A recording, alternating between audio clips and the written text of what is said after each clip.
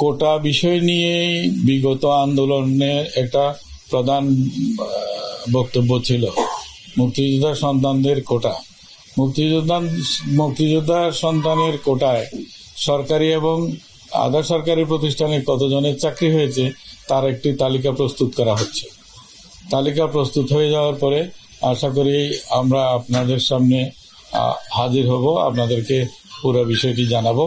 সেখানে যাদের চাকরি হয়েছে তারা প্রকৃত মুক্তিযোদ্ধার সন্তান কিনা আর ন্যায্যভাবে হয়েছে কিনা বিষয়টি আপনাদের কাছে উপস্থাপন করব। বহু জায়গা থেকেও এরকম অভিযোগ আসছে যে ভুয়া মুক্তিযোদ্ধা হয়েছে।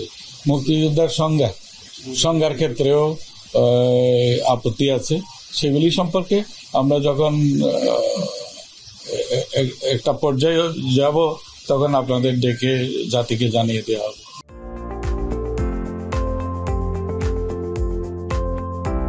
কেন নেব না? এটা তো জাতির সাথে প্রতারণা হয়েছে। যদি কেউ মুক্তিযোদ্ধা না হয়ে মুক্তিযোদ্ধা সুবিধাদি গ্রহণ করে থাকে, এটা তো শাস্তিযোগ্য অপরাধ। এটা তো প্রতারণা করেছে জাতির সাথে। যেটা না, যারা সত্যিকারের মুক্তিযোদ্ধা তারা অপমানিত বোধ করছে এই বিষয়টা নিয়ে।